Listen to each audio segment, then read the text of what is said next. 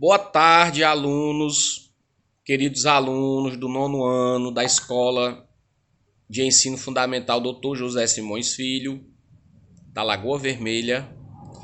Professor Michel, passando aqui para a gente falar um pouco de história, né? Novamente, nossos encontros, nossas aulas, minhas intervenções que eu faço sempre com vocês.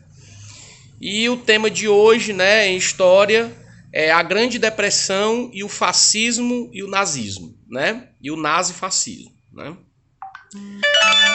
Esse é um tema bastante complexo. Quero já dizer para vocês que é um tema muito importante, né? Porque é um tema que trata sobre história contemporânea, né? Ou seja, história a história, praticamente a nossa história atual, ela é o reflexo do que aconteceu no final da Segunda Guerra Mundial, né, com o fim do nazismo, né, com a queda do nazismo e a ascensão de duas grandes potências, né, União Soviética e Estados Unidos. Mas antes disso, pessoal, houve todo um contexto histórico, né? Houve toda uma situação, né? Onde houve uma necessidade, né? Realmente uma necessidade real, né? De adequação, né? A um novo estilo de vida, né? Esse material, né? Só para vocês... Só interrompendo aqui meu próprio raciocínio, esse material vocês vão encontrar na página 110, viu? Do livro didático de vocês, do livro de história de vocês, tá certo? Então é o capítulo 7, né? A Grande Depressão, o fascismo e o nazismo. Então, pessoal, como eu estava dizendo, teve que haver, depois da Segunda Guerra Mundial, uma adequação, né, a um novo estilo de vida, né? Aonde agora o mundo ficaria polarizado. O que é polarizado? Dividido, né? Entre duas grandes potências, né? Estados Unidos e União Soviética. Mas isso daí a gente vai falar depois que a gente abordar essa temática aqui, né? De como foi que surgiu isso, né? Qual é o termo, né? Qual é a origem da palavra fascismo, né? O que é fascismo? O que é nazismo? Né? Então, são regimes totalitários, tá? Que têm um escopo político-filosófico, né? E assim, portanto, ideológico, né? Que tem no Estado, na figura do Estado, né? Ou seja, na figura central do Estado, né? Todo o seu arcabouço, vamos dizer assim, toda a sua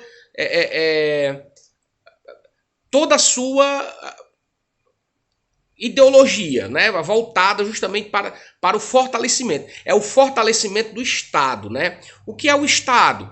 É o Estado nacional, é um sentimento, né? O fascismo, né, nasceu desse sentimento exacerbado de nacionalismo, né? O nacionalismo exacerbado, né? A reafirmação das fronteiras, né? O Estado acima de tudo. Então, era o Estado quem controlava tudo. Então, a política fascista, ela é isso, né? Ela é uma política que reprime, ela é uma política repressora, né? Na verdade, ela é mais uma... Eu, como historiador, eu acredito a mais que o fascismo ele seja uma seita, ele tem, assim, todas as características de uma seita, né? Tipo assim, uma seita religiosa, como se fosse assim algo entronizado na cabeça das pessoas, né? Do mesmo jeito que algumas seitas religiosas colocam na cabeça das pessoas que pau é ferro e acabou-se a história, entendeu? Então, assim, é um dogma, né? Ou seja, é algo que você acredita cegamente, fascismo, ele lhe cega mesmo, né? E é uma ideologia muitíssimo perigosa.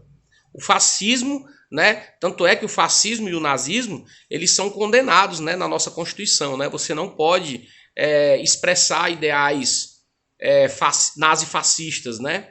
Porque na realidade o que acontece com o fascismo, né? Não é, por exemplo, o nazismo foi quem nasceu do fascismo, não foi o fascismo que nasceu do nazismo, não, certo? Quando a gente fala de nazismo, a gente está falando, né, da Alemanha do Hitler, né? O Adolf Hitler, ele é quem foi o líder da Alemanha nazista, né? Primeiro se tornou chanceler, depois ele se tornou o Führer, né? O líder supremo, né, da Alemanha, né? Isso durante a Segunda Guerra Mundial, né? 1939 até 1945. Mas como foi que isso começou com o Hitler? Não. Isso começou com um cara chamado Benito Mussolini, na Itália, tá certo? Ele é o líder da ideologia fascista, tá? Eu não vou me aprofundar muito nisso, porque apesar de eu ter assim, um conhecimento a respeito da temática, mas assim, o conhecimento que eu tenho ele é mais aprofundado, então eu não vou utilizar isso com vocês, tá? A gente vai se ater mais aqui aos conceitos que o livro tá pedindo para a gente trabalhar. Porque se eu for aqui problematizar o que é nazismo, o que é fascismo, a gente vai demorar aqui um monte de tempo, né? E assim, eu teria que preparar um material bem minucioso, né? E mesmo sem preparar esse material, eu teria que ficar falando horas e horas, dando exemplos e mais exemplos para vocês tentarem entender. Então a gente vai só aqui se ater no que o livro está dizendo, tá bom, gente? Então vamos ler aqui. A ascensão dos fascismos, né? O fascismo ele não é só uma coisa, são várias, né? São várias coisas. Então vamos lá. O desemprego e a falta de esperança decorrentes da Grande Depressão, que foi um problema, né? Só em linhas gerais, o que foi a Grande Depressão, professor?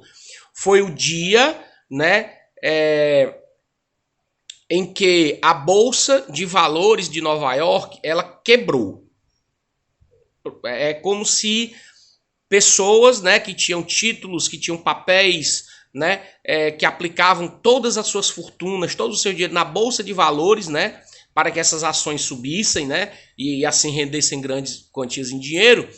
Nesse dia a Bolsa simplesmente quebrou e todo mundo que estava rico ficou pobre da noite para o dia. E aí os Estados Unidos mergulharam na chamada Grande Depressão, que assolou o mundo inteiro. Porque a quebra da Bolsa de Nova York ela não pegou só os Estados Unidos, ela pegou o mundo inteiro. Então vamos lá. O desemprego e a falta de esperança decorrentes da Grande Depressão favoreceram o surgimento em diversos países de políticas e partidos autoritários, porque o nazismo e o fascismo eles são regimes autoritaristas, são ditaduras, tá? Não esqueçam disso. Que acusavam as democracias liberais de serem incapazes de resolver os problemas da população. O que são democracias liberais? Um exemplo, os Estados Unidos. É um exemplo de uma democracia, de um país cuja democracia é liberal, né? Só que eu não vou entrar em conceito de liberal com vocês, porque é um conceito muito amplo e um pouco complexo. Para esses, a solução era um governo forte, dirigido por um líder único, que fosse uma espécie de salvador da pátria. Esse ambiente, como observou o historiador Robert Paxton, favoreceu o surgimento de vários fascismos, a exemplo do italiano e do alemão. Itália, Benito Mussolini. Alemanha, Adolf Hitler. Conheça as principais ideias fascistas segundo esse historiador. Vamos lá. O grupo é prioritário e o indivíduo deve subordinar-se a ele. O grupo, né? O coletivo é prioridade. O indivíduo tem que se adequar ao coletivo, não o coletivo ao indivíduo. Quem faz isso é o liberalismo, por exemplo. É o coletivo que tem que se adequar às questões do indivíduo. Eu sou um indivíduo, eu trabalhei, lutei, ralei, suei para ter o que eu tenho e o que eu tenho é meu. O coletivo, se ele não tiver feito a mesma coisa, só que nesse sistema aqui, no fascismo, não é assim, né? É o coletivo em primeiro lugar. É algo muito parecido com o comunismo, tá? Fascismo, nazifascismo e comunismo são praticamente irmãos, né? Nasceram juntos, praticamente. A comunidade é vítima e qualquer ação sem limites legais ou morais contra seus inimigos é válida. A rejeição à democracia, ao liberalismo e ao socialismo. Mentira. O nazifascismo não rejeita o socialismo, ele é irmão dele. Isso daqui, o Paxton ele falou, não sei nem como, mas ele sabe muito bem, como sendo o grande historiador que ele sabe muito bem que os fascismos eles também aprenderam muito com os sociocomunistas, né, para poder serem o que foram.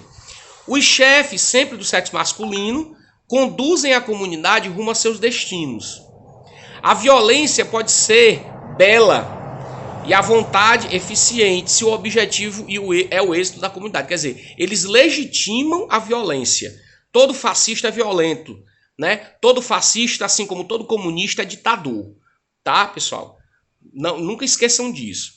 Um povo pode dominar os demais, independentemente de lei humana ou divina. Foi o que fizeram, foi o que tentaram fazer os alemães, né? Primeiro os italianos, depois os alemães, né? O fascismo italiano. Após o fim da Primeira Guerra, a Itália amargava grandes perdas materiais e humanas e devia somas elevadas aos vencedores. O desemprego, já alto, aumentou ainda mais com a volta para casa de 2 milhões de soldados. Além disso, muitos italianos reclamavam do fato de seu país não ter ganho territórios, apesar de ter lutado na guerra ao lado dos vencedores. Nesse contexto, o ex-combatente italiano Benito Mussolini, 1883-1945, porque ele morreu em 1945, quando terminou a Segunda Guerra Mundial, se lançou na política. Mussolini foi professor primário, jornalista e defensor do socialismo, chegando a ser perseguido por seus ideais. Porém, ao voltar da Primeira Guerra, abandonou o ideal socialista. Vejam, ele era o que? Socialista, olha só. E fundou em 1919 os Fatti Italiani di Combattimento, né? uma palavra italiana, né? A organização que deu origem ao movimento e ao partido fascistas. Defendendo um nacionalismo extremado, olha o que eu falei no começo do vídeo, a subordinação do indivíduo ao Estado e devotando o ódio às democracias e ao comunismo, né? Porque ele aprendeu com o comunismo. Ora, se eu aprendi com o comunismo, com o socialismo e com o comunismo, se eu tenho um regime, se eu criei um regime na minha cabeça que é melhor e mais eficiente do que eles, o que eu vou fazer? Vou tentar destruí-los. Para que quem tome o poder agora seja eu, para quem fique agora na vanguarda seja eu, entendeu? Mussolini prometia sob o seu governo que a Itália reviveria as glórias do Império Romano. Bom, pessoal, eu acredito que eu tenho explicado só o basicão para vocês aqui. Eu queria agradecer, né? Leiam esse material de novo, porque vocês vão precisar ler. Isso é importantíssimo para vocês, né? Que estão à beira do ensino médio. Se vocês precisarem de alguma coisa, eu estarei aqui. Façam a atividade, por favor. Não deixem de entregar. Isso é importantíssimo para vocês, tá certo? E assim, lembrando que qualquer coisa eu estarei no privado. Mandem as atividades no grupo, não mandem as atividades no privado do professor, porque vocês vão me prejudicar o meu telefone, que já tá velhinho já e precisa ser trocado. E a memória, vocês sabem como é. Memória pequena. Então, no mais, eu queria agradecer. Desejar para vocês uma boa tarde, né? Que vocês façam atividade, né? E que Deus nos abençoe, né? E que nós tenhamos aí um belo início de final de semana, né? A partir de amanhã. Amanhã teremos religião, tá? E ao longo do dia eu vou gravando os vídeos também sobre as temáticas estudadas. Um abraço, um beijo no coração de cada um. Que Deus nos abençoe. Paz e bem.